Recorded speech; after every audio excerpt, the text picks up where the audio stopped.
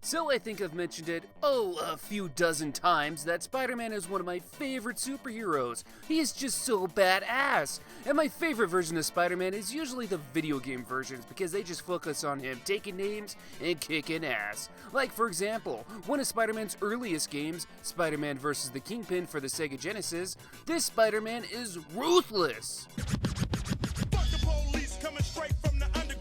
Released in 1991, this was an early Genesis favorite. While some parts of it hasn't aged too greatly, it actually had a lot of interesting ideas. But first, let's talk about the story. A nameless, concerned citizen has alerted the city of New York that Spider-Man has placed a bomb in the city that will blow it up in 24 hours. He offers $10,000 for anyone that will stop him. Yeah, nothing suspicious about this at all. So Spider-Man, wanting to hunt down the Kingpin, hears rumors of Dr. Octopus's whereabouts and decides to beat some info out of him. This leads to a whole string of events that leads to Spider-Man hunting down his rogues gallery to obtain keys that will shut down the bomb. This involves getting into fights with Dr. Octopus, Electro, Hobgoblin, Sandman, Venom, the Lizard, and of course, Kingpin himself. Throughout the game, Spider-Man will do a lot of Spider-Man-like stuff, like shooting webs, web-slinging, climbing on walls and ceilings, and punching and kicking bad guys until they black out. And let's talk a bit about the bad guys here.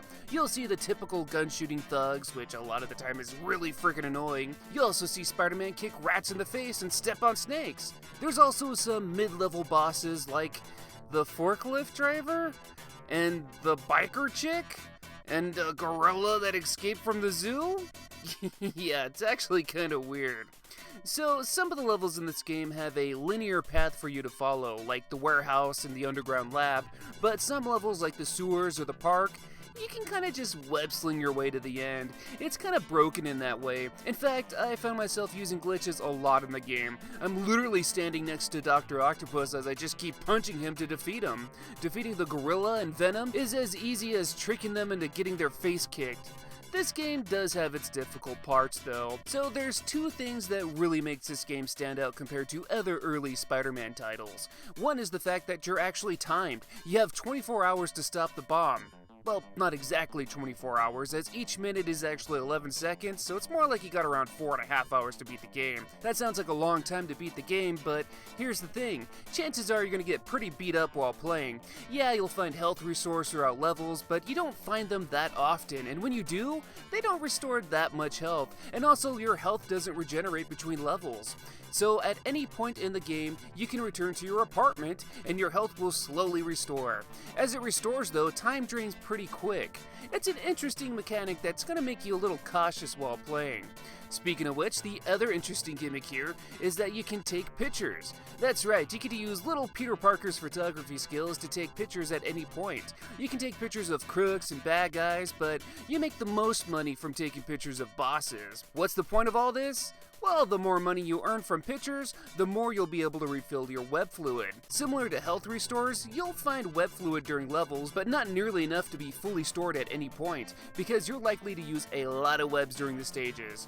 Both the photography and timer really gives this game a bit of an identity. It's kind of cool and makes you strategize your play style a bit more.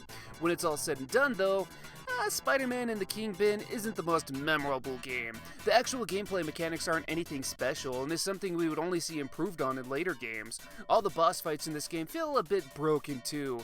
Kingpin in particular has an odd hitbox, and hitting him almost seems to be luck-based. At the point in time where this was the newest Spider-Man game on the market, it was pretty amazing, but in this day and age, and even in comparison to other Spider-Man games of that era, it's nothing special. It's not a bad game though. If you're a big Marvel or Spider-Man fan and want to check out some retro games, sure, this could be amusing. But if you don't check it out, you're not really missing out on much.